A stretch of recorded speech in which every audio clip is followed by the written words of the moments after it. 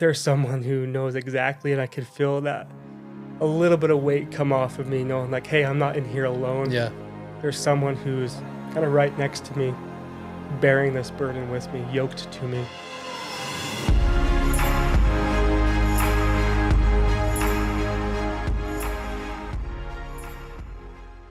Hey everyone, before we dive into this episode, I just want to give a quick disclaimer or warning. The conversations and content that we talk about in this episode are rather sensitive, containing stories of graphic scenes and whatnot. And so if you are sensitive to that and would rather not hear it, then go click on another episode. I'll try to put this little warning ahead of time so that you're aware of the content that will follow. But without further ado, let's jump right in.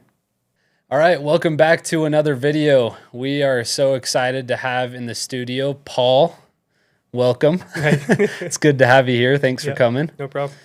Paul is someone that I have been so excited to talk to. From what I've heard, he has a miraculous story of faith and overcoming adversity on a whole new level. And we're hoping to hear some more of these stories today. A lot of it I still don't know. This is the first time we're actually meeting. He's a friend of one of my relatives, and so Paul, thanks for taking the time to come in today. No problem. Let's just hop right into it. Okay.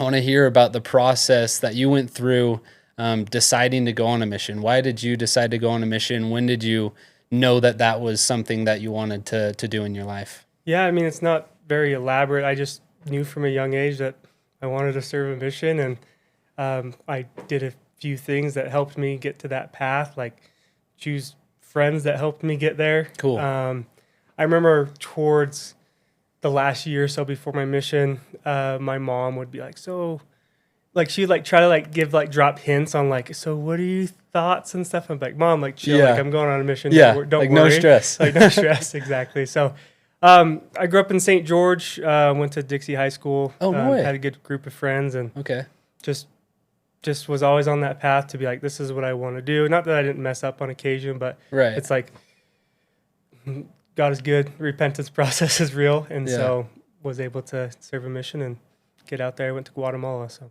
okay, that's so cool. You mentioned friends a couple times there. Did they a lot of your friends serve missions as well? Then? A lot of them didn't. My best friend didn't serve a mission. Mm-hmm.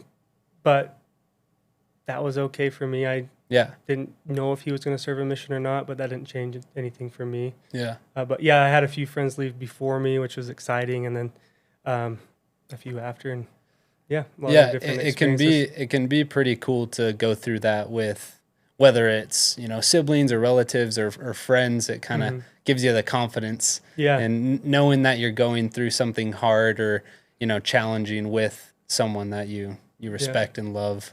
Yeah, and I have two older sisters, and I'm the youngest, cool. So it wasn't like a brother that had gone before me. Yeah. I mean, my dad and my stepdad served missions, and so cool. That was something I could talk to them about, but it wasn't like I had an older brother that was out there or, that current missionary information. Didn't have a ton of it. Yeah, for sure. Just maybe a few guys in the neighborhood who came home that were in the ward or something like that.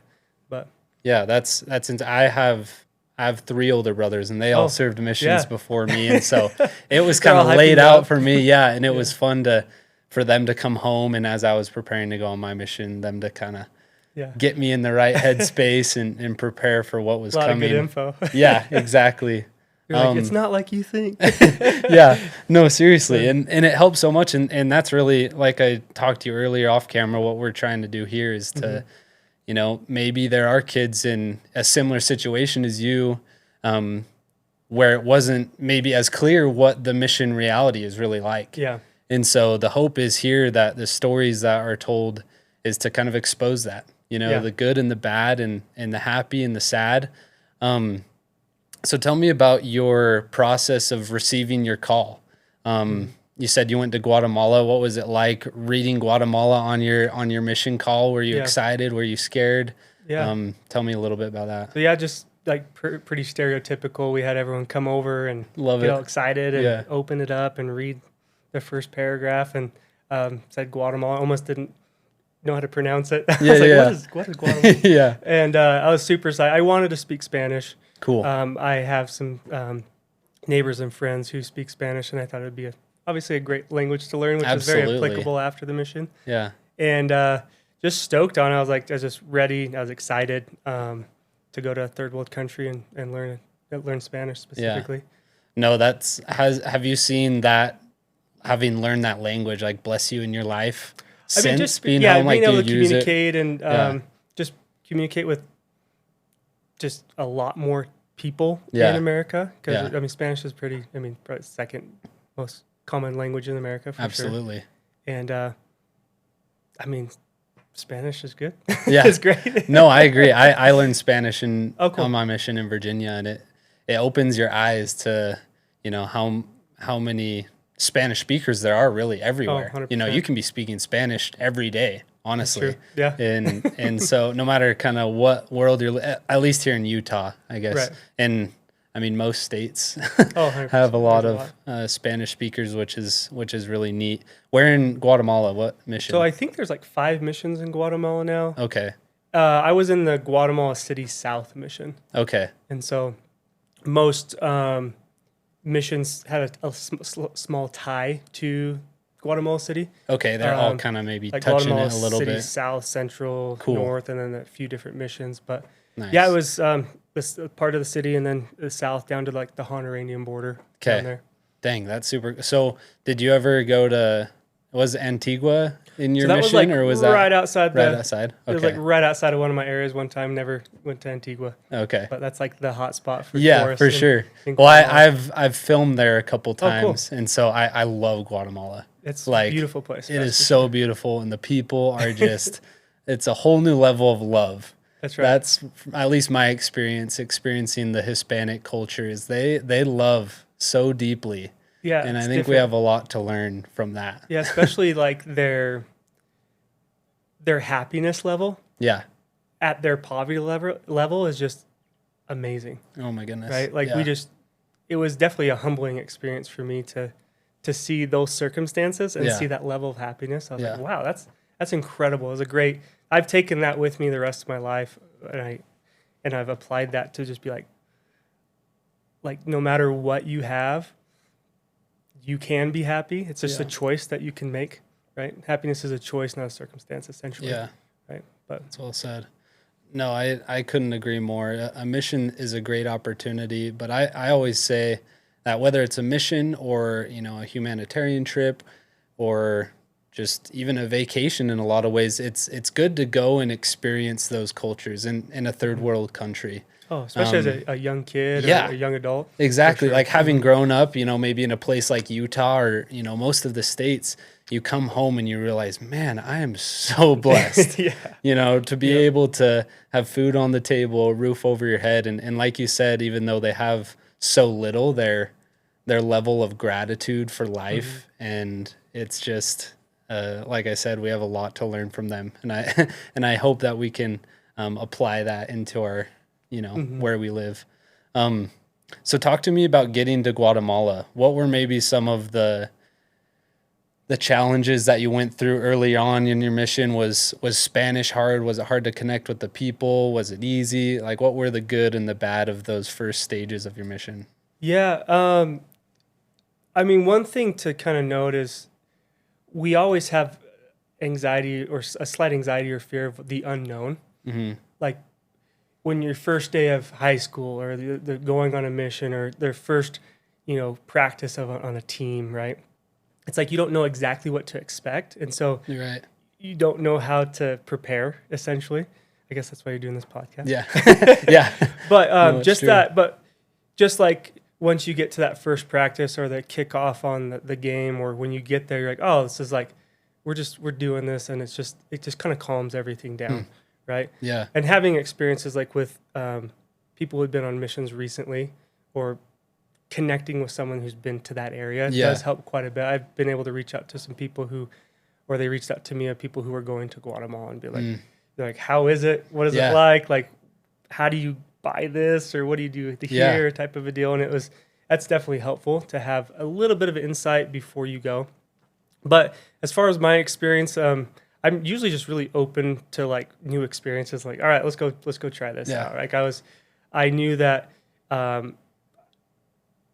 was called by God to go to Guatemala, and so just that alone made me feel this sense of comfort to go to a third world country, and to live there and to to teach and help people in that area. And my first companion was American, and so I didn't have to have that, like, it didn't push me as much to have to know the language perfectly right off the bat. But it was good to know and hear in English all of the different things of the mission, like how we do things, and the protocol of different,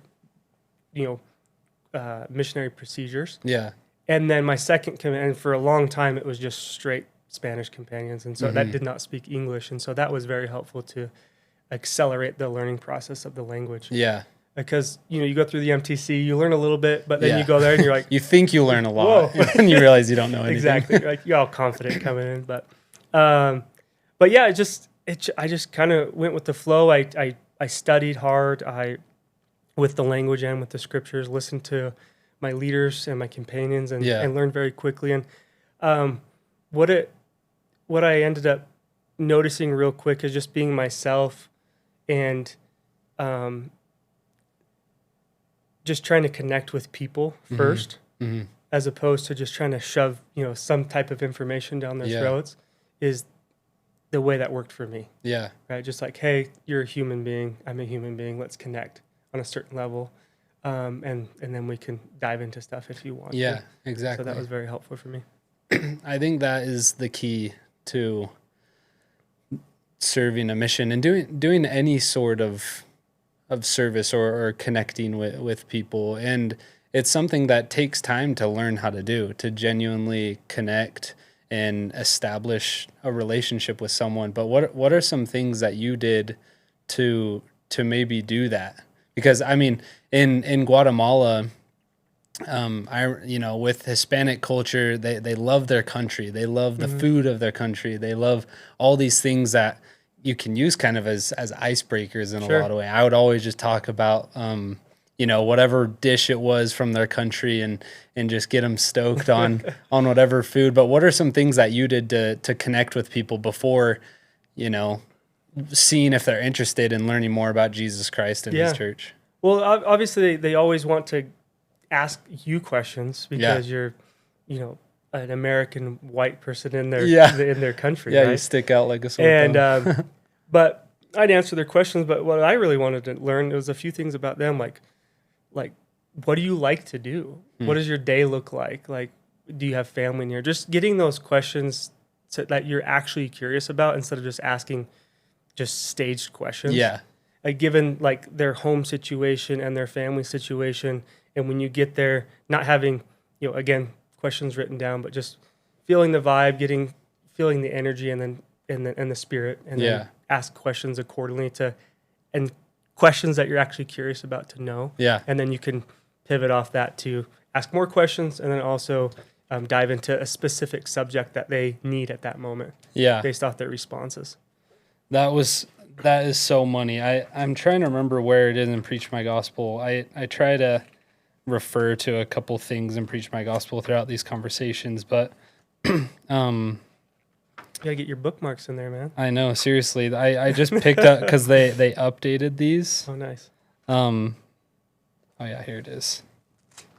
They updated the Preach My Gospel like a year ago or 2 years ago, and so I'm still trying to get familiar with it. But this section talks about asking questions. There you go. And it says here, the Savior asked questions that invited people to think and feel deeply about the truths he taught.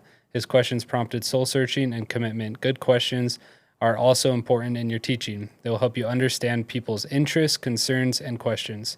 Good questions can invite the Spirit and help people learn.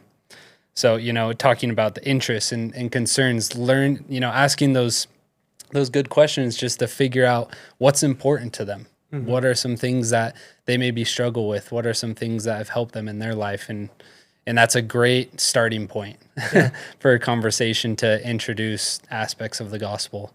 Yeah, and if they can tell you're asking genuine questions, they do open up more. Yeah. And people like to talk about themselves. Oh, and so yeah. give them a platform to do that. It's true.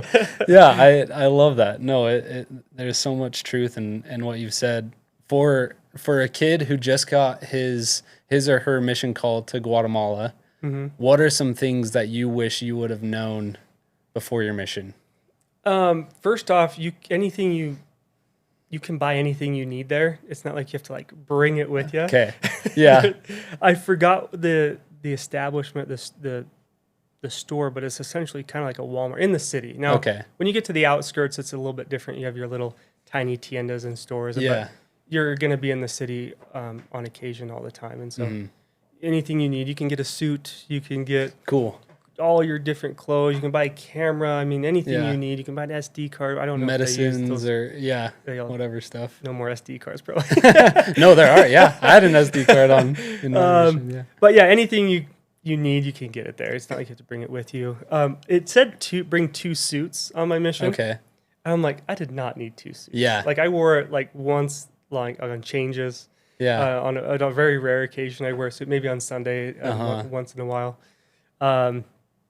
Because it is so hot. It's hot. So we're wearing short sleeve shirts, white shirts all the time. And just, you're not going to want to wear your jacket at all. Yeah. I don't know if there's different rules now, but I don't think there would be. Yeah, I think they're pretty, understanding of the environment and that. And one random thing, I remember reading the list and it said bring flat sheets for your beds. Because they're all like twin size beds, right? Yeah, right. And I'm like, I really wish I would have brought a fitted sheet for the bottom, because I had to like fold all the corners every time instead of put a fitted sheet on. And stuff. I'm like, what? And maybe they assumed all the beds weren't the same size. I don't know. Yeah. But I tucked a lot of corners. There you go. For that 19 months. That's awesome. Dang. That's I always love asking that question because there's little weird hacks like a flat that sheet. Seriously, random little stuff that would have made your life just a little bit easier. Yeah, just a little bit. I'd love to hear some stories now. Obviously the first story I heard about you is kind of the main reason why I reached out to you, but it sounds like you had all sorts of cool experiences on your mission. If you maybe want to start with, I'd love to hear a story of maybe someone that you taught, someone that you saw either come to Christ or, maybe they taught you something, an inspiring experience that you had while in Guatemala. One person that comes to mind, his name is Miguel, and he lived by himself. He had a girlfriend, but he had met with the missionaries for quite a while. We all have that one person that would just meet with the missionaries. And he would progress and then he'd disappear, and then he'd progress a little bit more and then fall into temptation again, and just that fight back and forth, and eventually, after teaching for quite a while, I was in that area for a few months, and we ended up, interestingly enough, I noticed on my mission, every time the spirit was ramping up in a conversation, in a lesson, or if we're watching a little clip of something, I feel like that's when the adversary tried its hardest to just stop that feeling. And there is a handful of situations where, as that spirit's ramping up and you can tell they're engaged and they're starting to feel it, like something would happen. Someone would knock on the door, like something would happen, like a chicken came into the house one time, like flew in the window. I was like, what is going on? Random distractions. Just distractions. But there was a distraction happening, but Miguel was still focused, and I could tell he was feeling the spirit. And because of that, we invited him to get baptized. He ended up getting baptized. But I think he was just ready at that point because he wasn't distracted by all the main distractions that are obviously going on in his life. I know that's kind of an odd story and that doesn't quite make exact sense, but when people are ready and when their heart's ready, I feel like the Lord kind of just helps it move along, right? For sure. And I feel like Miguel that day, he was just like, okay, he was ready. The Lord wasn't going to make those distractions happen, so he could feel that spirit once or twice more to be like, I feel it. I know it's true. Let's move forward with this decision. Wow. So was that the turning point for Miguel? You'd said that he had met with the missionaries. Yeah, a lot of it with those types of investigators, they like to hang out with the missionaries. Yeah. Right? Mm-hmm. And so not only being his buddy, but also consistently, pushing him towards a baptism date and helping him understand why that's important as opposed to just hanging out with the missionaries, right? Right. And so that may have been the turning point for him. I think it was. Yeah. I hope he's doing well. Yeah. While you were teaching him, this is just kind of out of my own curiosity, did you, when he made that decision to be baptized and afterwards, were you involving, other members in the area and to help we always fellowship? He'd been to church obviously quite a bit and met a few people, and we would talk with the members quite extensively about it. Like, this is like kind of your job. Yeah. To fellowship him, bring him into the fold. Yeah. And just, that's the Christ-like thing to do. Mm-hmm. And we had some areas where the members were just spot on, just ready to help and ready to do things. And then some areas not as great. Yeah. And that's where maybe the missionaries going to members' houses would help a little bit more and help them understand like how big of a part it is. After that, during the process of investigating a church and then after getting baptized, both of those times are crucial. Yeah. To have that support system in the church as well. Absolutely. So he's not lonely. Yeah. Yeah. No, I love that because, the mantle and responsibility of gathering Israel and sharing the light of Christ, we all carry that. Yeah. And obviously missionaries are dedicating their full time to helping that move along. But like you said, it is our responsibility to do all that we can to serve and look out for others and find opportunities to share our testimony or to lift those around us up, and I ask that question just because I feel like with those people who, like hanging out with missionaries and, maybe years go by where they're constantly meeting and loving hanging out with the missionaries. It's pretty easy to make those friendships and convert someone to you. Yes. Or your personality. Yeah. And not saying that building those friendships and relationships isn't worth your time, because I think it totally is. But it's important to involve the members and the people in the area, in the community, so that, like you said, because you get transferred a couple weeks later or the next month and you're gone. Or an emergency transfer and you're just gone. Exactly. Right? Yeah. Like, where'd you go? No, exactly. And sometimes they get caught off guard and they go, man, I loved those guys or I loved those sisters. And then they just vanished. Yep. And so I think it's much more effective as far as retention and keeping people focused on Christ when they have people around them supporting them. Yeah. And not that you can't do that as a missionary, but involving the members like you and your companion did is the way to go. Pass them off well. Yeah. Yeah. No, I love that. That's an awesome story with Miguel. I'd love to, with what you're comfortable sharing, I'd love to hear, the hard parts of the mission. Yeah. I know you have a story that, is pretty unique and doesn't happen to a lot of missionaries. But losing an arm on a mission, that's not like very common, I feel like. You don't hear that every day. And I remember because Bridger, my brother-in-law is good friends with you, and he told me this story. I was like, man, this is wild. Yeah, it's a pretty cool story, to be honest. Yeah. And and I'm glad that you're able to say that it's a cool story. There's a lot of context that I feel like I don't have, and so whatever you're comfortable sharing, the mic is yours to share that with us. Yeah. So I was on my mission for 19 months at this point. So getting closer to the end. Right? Round third. And it was we were kind of out in the outskirts of the mission. And it was a zone activity, so we kind of get everyone together because we're kind of far apart. Yeah. And we go to a town called Esquipulas. It's down by the Honduranian border. Okay. And the reason we're going to this town, number one, it has this very iconic Catholic cathedral that's iconic to Central America. Super cool. And so we wanted to check that out. And then also there was the zoo down there. Nice. Obviously a very third world country zoo, but the missionaries that went prior to us, there was these tiny baby lions that were like, hopefully we can maybe still hold them potentially, right? We'll see. Yeah. They're probably a little bit grown, but we'll see.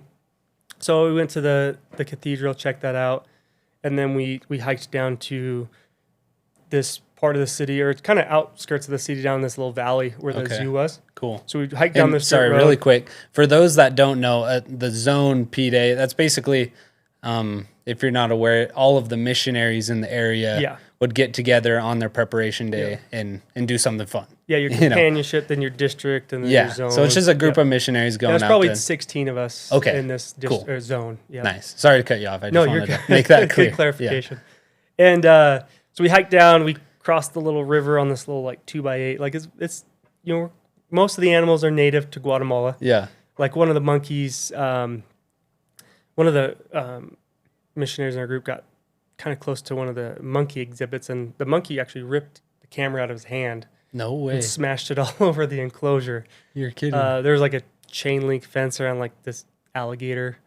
So are you in the zoo? We're like in the zoo at this point? Okay. Yeah, and we're just we're in there. And so is it pretty like, I don't know, compare it to a more traditional zoo that you go to? Like, are you paying a fee? Yeah, there was. They're all enclosed, or is it a little more? We found the guy to give some money to. It wasn't like a shop or anything set up.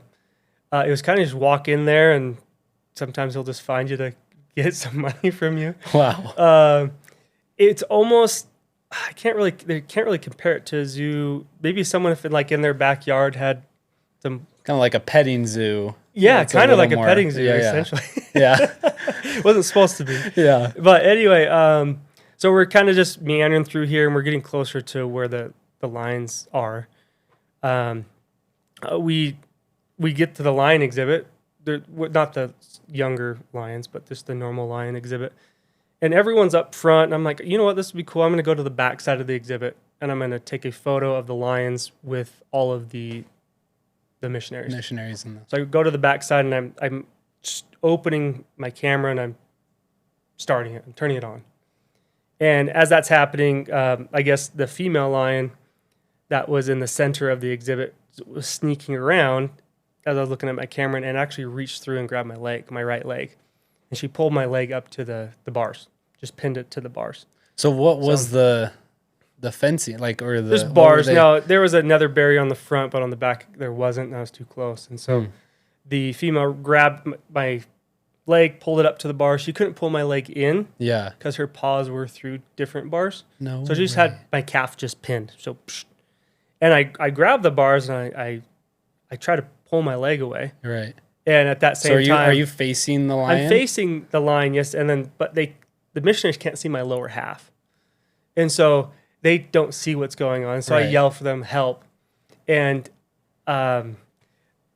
just to note, serious, I mean, so it wasn't play. I used a little bit stronger language to let them know, hey, this is a real deal. When a lion's grabbing your leg, I'd hope that you'd get... So they started to run around, and as I'm focusing on my leg and trying to get my leg from her grasp, the male lion comes over to see what's going on, and he actually grabs my hand that was on the bar and pulls my arm into the exhibit. So grabs like with his paws? Yep. So it's kind of his paws in his mouth. He grabs my left hand and pulls it in. So now my leg's pinned, my chest is pinned up to the bars, and my arms inside. And are there like are there claws like digging into your leg so and in your arm? The claws are just like all the way into my leg. I have a big chunk out of my calf on both sides, but she's just fully claws into my leg. But when he starts chomping on my arm, and obviously the leg doesn't seem to hurt as much as my arm. So he's kind of like gripped down on my arm. He's biting my arm and holding it with his claws at the same time. So he's munching on my arm. And at this point, you can't go anywhere. They've got a hold of me. Oh, yeah. And so I have one free hand, and I I reach through and I just start just hitting him as hard as I can in the head. So I just start wailing on this lion's head, the male, because there's nothing else to do.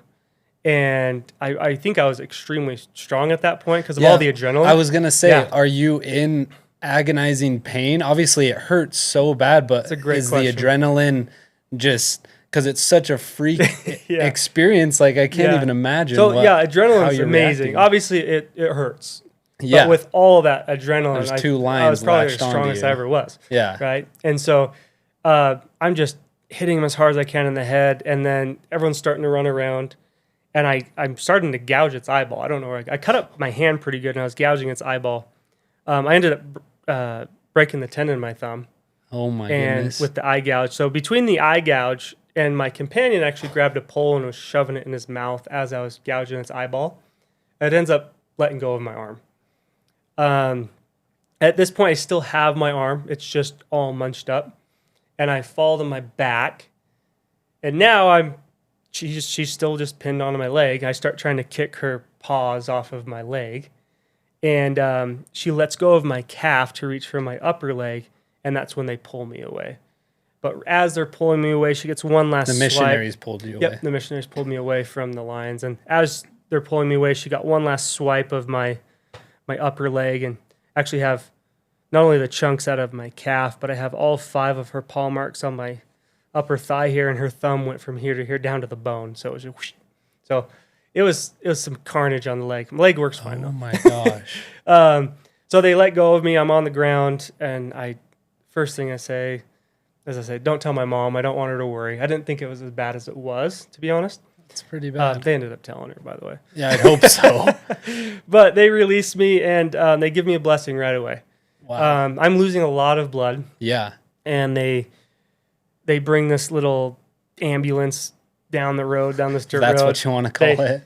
They pulled me over, and sorry, really quick. Yeah. With the lion, where on your arm was its mouth, and it obviously he have munched up all the way up to like the elbow and a little bit above. Okay. And he was just kind of just munching on my arm, just biting me. And simultaneously he had kind of hold my arm in place with his paws because I'm not just like letting my arm out there, right? I'm trying to get it back, so he had to contain my arm to bite it with his claws. Oh, so a lot of it's just pinholed with teeth marks and claw marks. And I'm just bleeding. And so they kind of grab onto me, and then they give me a blessing, and then they put me in this van, and the adrenaline's starting to wear off. I haven't blacked out yet. I'm kind of slightly almost. You were awake this whole time, like it never. Yeah, and so I get into this van, and we're bouncing up and down this dirt road, and I'm holding my arm in my chest. And it's I'm sure, is it completely like can you move it at all? No, at this point, no. I'm just holding it in my arm so it doesn't flop around on this bumpy dirt road. And the adrenaline's wearing off, so the pain's higher than during the attack. Yeah. And I black out eventually from the pain and the blood loss. And we get to this little hospital, which doesn't have a blood bank, right? And I've lost a lot of blood. Yeah. So this is kind of when, obviously some blessings already, not dying right then and there. It's true, yeah. But my blood type is AB positive, which means I can receive any type of blood. Okay. So bring all the missionaries in. They all do direct transfusions to pump me up with fluid. And this is all working because there was a traveling vascular surgeon that's in that town that day. So some divine intervention in that part. That just happened to be in the area. Yeah, he's like, so he took a bunch of veins out of my good leg and put them in my arm and stabilized so that all that blood that was going into my body would stay in my body, as far as I know how that works. And then the missionaries were doing blood transfusions that give you enough blood. They just hooked them up to me and just started running blood into me. Oh my goodness. And it worked. And that day, they wanted to stabilize me enough to get me to Guatemala City, which was a few hours away. And the next day, I believe they transported me to Guatemala City to a nicer hospital with more trained doctors and stuff like that. Yeah. Stayed there for a few days to stabilize me enough for transportation. Now, they did want to amputate my arm, but so was that was pretty clear? Yeah, they're like, we want to amputate his arm. But they're like, let's get him back to America before we start cutting limbs off. Yeah. And so keep in mind, my mission president is like brand new. He's a few months in, president stay. Okay. And he's just a few months as a new mission president. And so he's like trying to coordinate like all of this chaos. This isn't in the handbook. I don't know how to handle when my missionary's arm gets. Yeah, he's figuring out. He did a fantastic job. But I guess Governor Huntsman, if I remember correctly, lets the church use his plane or jet. Oh, okay. And they came down and picked me up in that. Oh, wow. I don't know. After I got into that hospital, I was just unconscious until I woke up. I believe it was 4 days later. In that hospital in Murray, that big hospital. So you were unconscious for 4 days. Yeah, I mean, part of it was they're just drugging me enough to keep me out, so you're not in pain. Exactly. So everyone came up from obviously my parents wanted to get down there as soon as possible, but they're like, we're gonna get him home like really soon, so just wait for him. And so everyone came up and met me at the hospital. From St. George. From St. George. Okay. That first few days, they just did surgery after surgery after surgery, got my leg good, and then we're just continuing to do surgeries on my arm. I think that first week, I think I had like 7 full-blown surgeries. So did they, when you got here to Utah or America, is that when they amputated your arm? Yeah, so the 9th surgery. So they got me stable. They got I had every infectious disease that a wild cat has. They were still pulling out like little bits of grass and stuff out of my arm, even when I got back to the States. And they were just keeping me alive at that point, and then seeing what the options would be. Yeah. For the arm. Trying to maximize, whatever it is. So we got it to a point where they're like, all right, Paul, you can keep your arm or we can amputate it. We'll give you a few days, and these are going to be the differences. You can keep your arm, but it's just going to be a limp arm. It's going to have no function. Yeah. You're going to have to probably keep it in a sling so it doesn't get bumped and bruised and fall everywhere, or we can amputate your arm. Huh. And my buddy John was like, he's like, dude, I know a guy who has it in a sling. It doesn't look like it's doing much. I think it'd be better if you didn't have it. And I was like, I think you're right. Yeah. So I made the decision to amputate the arm, and that was the 9th surgery, was the amputation. And that was my final surgery as well. Was that pretty hard to make that decision? Or honestly, so up to this point, like emotion-wise, like for some reason, and again, I think it's God working in mysterious ways, and also a combination of that plus my faith, plus my supportive friends and family, and then my perspective on life and eternity. Yeah. I didn't feel mad. I didn't feel angry. It was just like it happened and we're dealing with it. Yeah. And so at that point I was like, all right, like let's see what the best option is. It's just kind of a logical thing. It's like, all right, I don't want this dead weight, so let's amputate it. Wow. I'll get potentially fitted with a prosthetic, and then back when we get our perfect bodies, I'll probably have 2 arms again, right? Yeah. No, exactly. So that was kind of my thought process, and with that accumulation of support and perspective, I mean, it wasn't a hard decision. Wow. And we were there for about 2 months in the hospital. Okay. And my body atrophied a lot laying in a bed for that long. Yeah. Because it did take time to heal a lot. And and a lot of surgeries. And I went from like 170 pounds down to 130 pounds when I left the hospital, just from just muscles atrophying. Right. An arm doesn't weigh that much. Maybe just a couple pounds if you think of like a fish that large. Right. It's not that huge.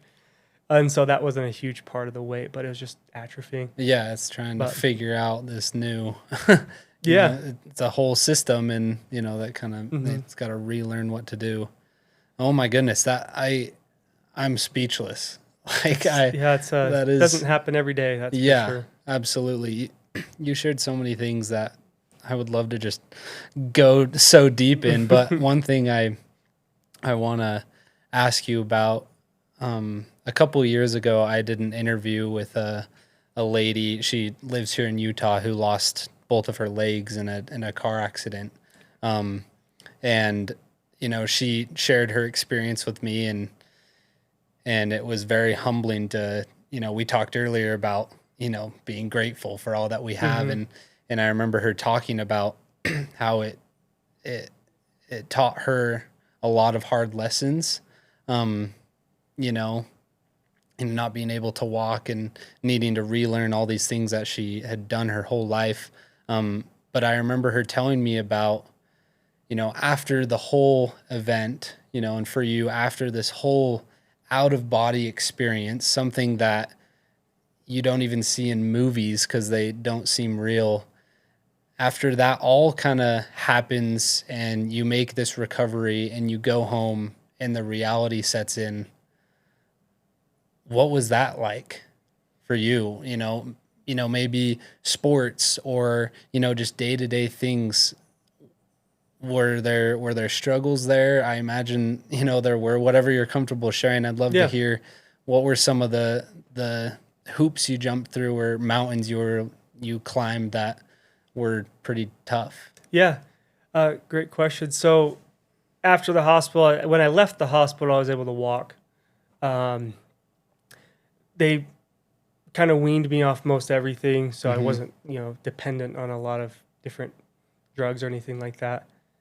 And so I got home, I'd go to, you know, physical therapy, occupational therapy, lymphatic therapy. Okay. There's a lot of different types of therapies that keep everything working. Wound therapy, because I had to change my, you know, my bandages out every couple days and stuff like that. But everyone is always kind of expecting this, like, this really big, like, aha moment or this, you know, this was just like the worst, and I fought this for so long, and then this happened. And I think a lot of the ease of this transition, coming home from a mission with one limb less or half a limb less, is all the stuff that happened before, right? Wow. Is, again, big support from family and friends, eternal perspective, kind of knowing how stuff works in the future. And just, I've always been a positive person. Yeah. And I just continue to be a positive person. Wow. Despite something that happened to me. Something you could definitely be negative about. Right. And a lot of people, they even ask me, like, what are your thoughts on the church now that happened on your mission? I'm like, nothing's really changed. I feel really lucky that, you know, all these things were put in place so I could still be alive. Yeah. So we have that choice to react in whatever emotion we want to react in. Yeah. And so I just chose to react in the emotion that I'm most comfortable with and is going to give me the best result in the future, which is the positivity and thinking about things in that way. Yeah. To where I'm like, all right, I'm blessed to be alive. I'm blessed that it was just my arm and not also my leg, because that could have easily been gone as well, right? For sure. And then just the fact that, miracles are for those who have eyes to see and ears to hear, right? And so one of the really big miracles of coming home, even a few months early, was I was able to meet my now wife before she left town.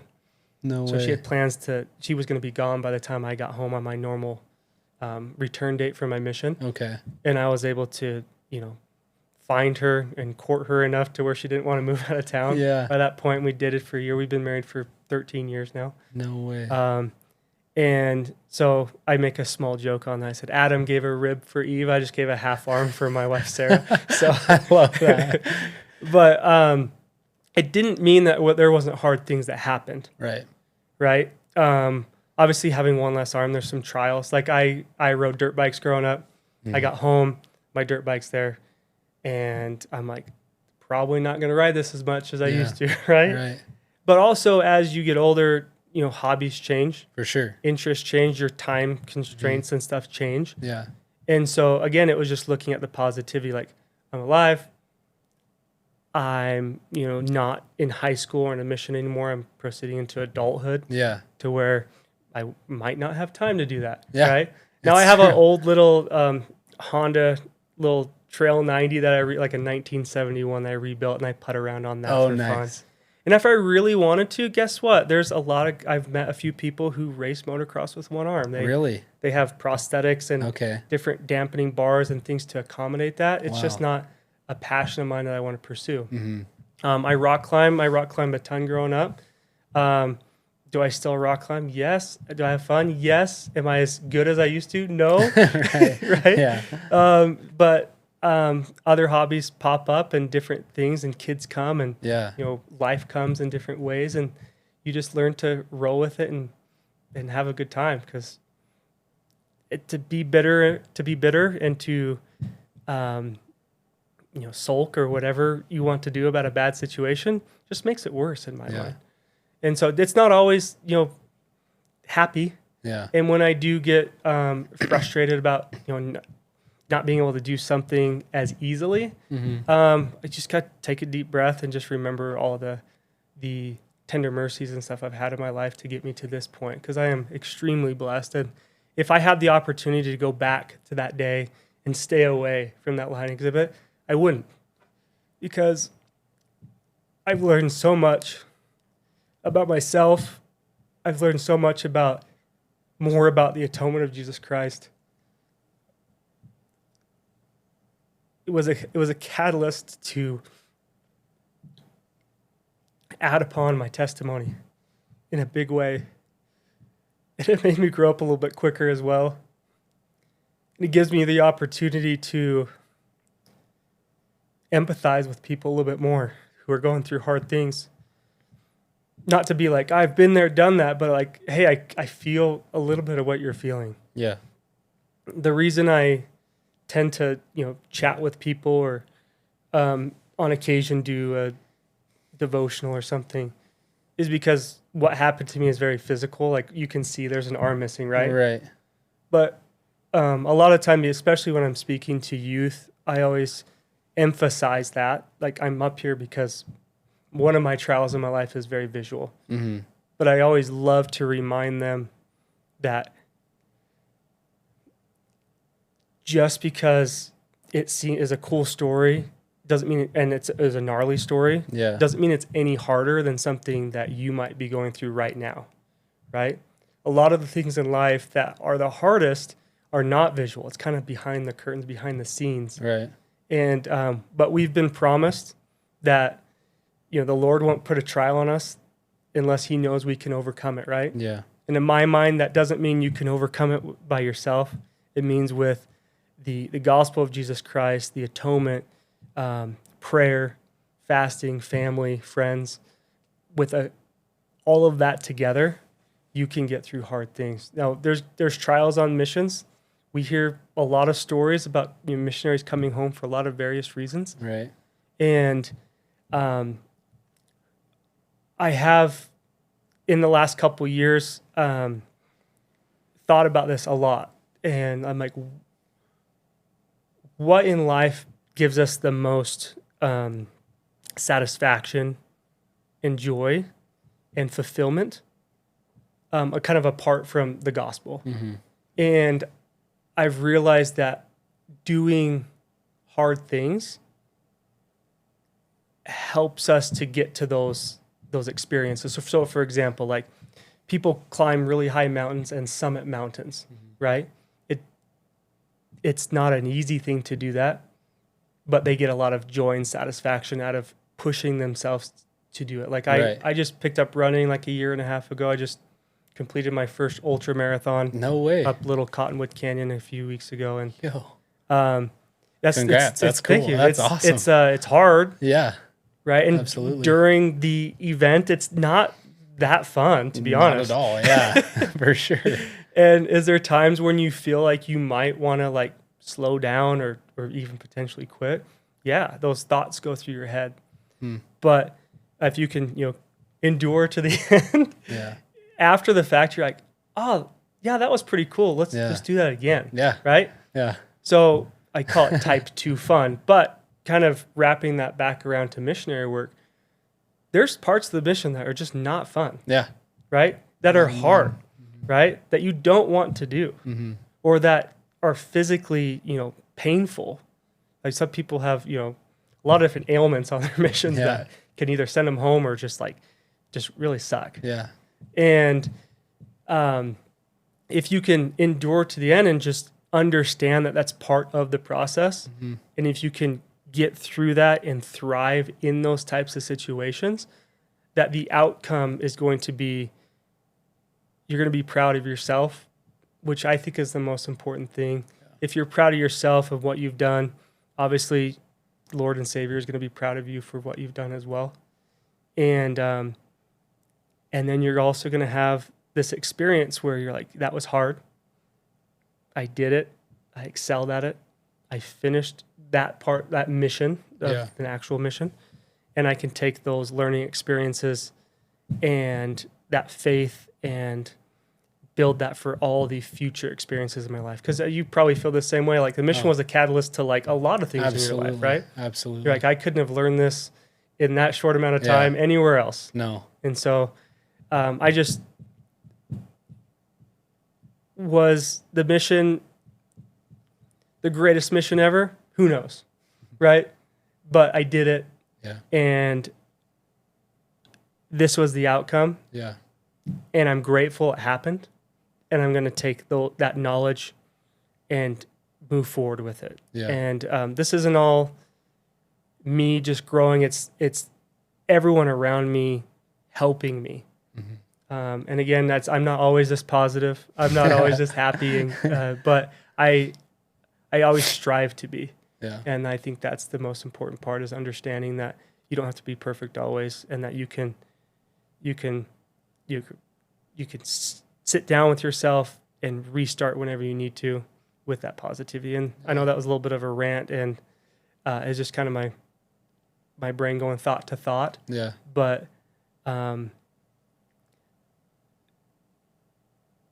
I wouldn't go back and change anything that's happened to me at this point in my life. So, well, I couldn't agree more that a mission is it catapults you into life in all the best ways. Yeah. And not just spiritual things. Sure. It sets you up in a lot of practical ways, how to work with people, how to connect with people, how to love people. But honestly, Paul, I just barely met you like an hour ago, but you are one of the most incredible examples of faith. Oh, thank you. And it's been so cool to just hear the optimism in your voice, having, like you said, people expect you to, feel negative or having been through something like this, that there was just such a deep, dark place that you should have gone to. And, like you said, not that there weren't hard times or trials to go through. You exercising your agency to choose hope and optimism and faith in God, I really think is inspiring to me. And, hopefully those watching can learn from that and hopefully do the same.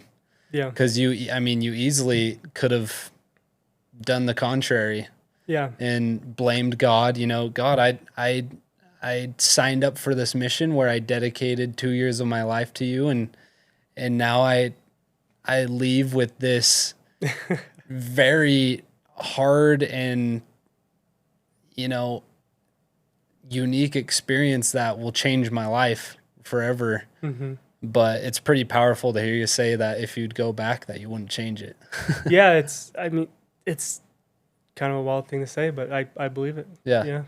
You talked really quick, and we can kind of wrap up here soon, but you talked about how this helped you understand Christ's atonement more. Yeah.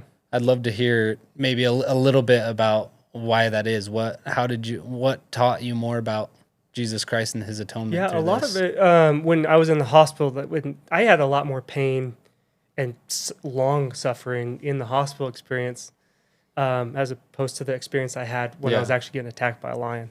So the hospital pain was a lot more, and just for a longer period. There's weeks on end where it's just excruciating, agonizing. And when I was laying there in pain, feeling sorry for myself, it was extremely comforting. I think the part of the atonement that I connected with most during that experience was someone understands exactly what I'm feeling right now. And that was extremely comforting to me, to be like, okay, this sucks and it hurts and it feels like it's never going to end. Yeah. But there's someone who knows exactly, and I could feel that a little bit of weight come off of me, knowing like, hey, I'm not in here alone. Yeah. There's someone who's kind of right next to me, bearing this burden with me, yoked to me. Yeah. To, get through it. Yeah. And that was very comforting to me. And that was one of the biggest portions that I connected with the atonement. Wow. So, and that's absolutely true. And I love that you talked about it a little bit earlier, how we tend to relate with people. Maybe someone has experienced a trial similar to yours, and we tend to want to say, oh man, like I know what you've been through, and I made it through, and you can have faith and you can be hopeful. And sometimes that's hard to hear because they haven't been through what you've been through, is kind of the bottom line. And each of our trials and challenges, they're unique to us, but that's the beautiful thing about Jesus Christ and his atonement and all that he suffered for in Gethsemane is he not only experienced what it was like to lose a limb, but he experienced what it was like to lose a limb in Guatemala in those exact same circumstances as, Elder Oki, exactly. In that same exact way. And I think, like you said, we can draw a lot of strength and a lot of comfort from that. And it's trials and challenges that really help us learn who Jesus Christ is and learn how his power and his example can play in our lives. And we decide what we want to do with that. Exactly. And hopefully we take your example and we try our best to apply Jesus Christ in our life. And it looks like you've done that in a lot of really great ways. And you've been blessed in a lot of ways because of it. And that's so, it's so cool to hear the story about your wife too, having come home and it's, like you said, God works in mysterious ways, and you needed to come home and meet your wife. And it sounds like you have kids. Yeah. Three kids. And what a beautiful thing to be a father, to be a husband, and to have that testimony to, should be an example to your kids. Yeah. And I'm a new father. That was the stomping you heard on the ceiling was my 4-month-old just going crazy on the ground. But that's been a crazy experience too. But it, like I said earlier, the mission was pivotal for me, and it sounds like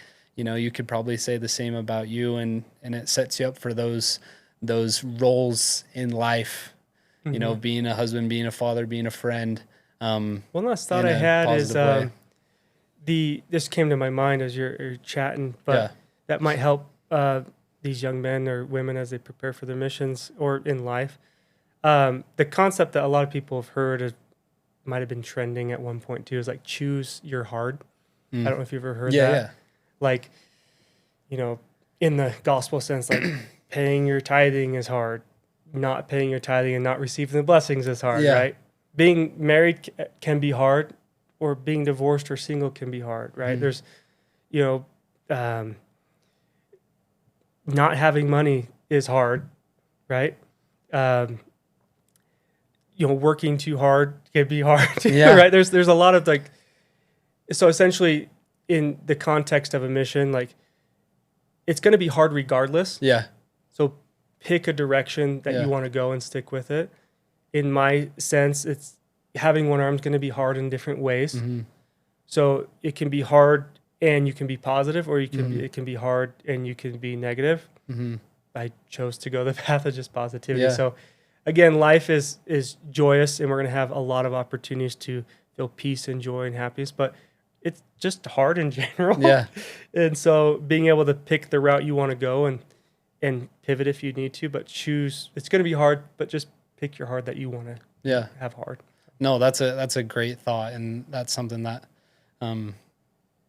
we all are experiencing. I loved how you said that the way you tell this story and the way you share your testimony is, it's not in a way that, oh, like I've been through it and I'm stronger because of it, and my challenges were harder than the person next to me. And I think it's pretty interesting how, you know, obviously only God understands and has the perspective where he can fully understand his children in a way that we can't really comprehend. But I really do think that we all experience a similar amount of adversity. It just comes in different ways. Yeah. Sometimes it's physical, sometimes it's spiritual, sometimes it's emotional. And usually a lot of that is exposed while you're on your mission. Yeah. At least, you know, for me, I had, you know, some physical and emotional things that I went through, and, you know, my wife, and hearing all these stories, it seems like a mission, or though maybe it's just that stage of life, you know, you've graduated high school, you're on your own, you really have to figure out who you are. But the environment of a mission really sets you up in a way so that when you are in a vulnerable state, trying to find yourself, search for what the meaning of life is, it turns you to Jesus. Yeah. It turns you to Christ. And so that navigating is a little easier when you have him to kind of be your teammate through that. But you're not alone. Yeah. And yeah, if people are thinking about going on a mission, like, you're probably not going to get attacked by a lion, so you're probably good to go. Yeah. So don't let this deter you from serving a mission. Yeah, even if you're going to Guatemala. Yeah. Well, Paul, thank you so much. Yeah. Seriously, this meant the world to me, and I hope those that watch will take what you've said to heart and apply it in their lives. But dude, you rock. Thanks, man. Yep. Well, thanks for watching. We will catch you on the next video.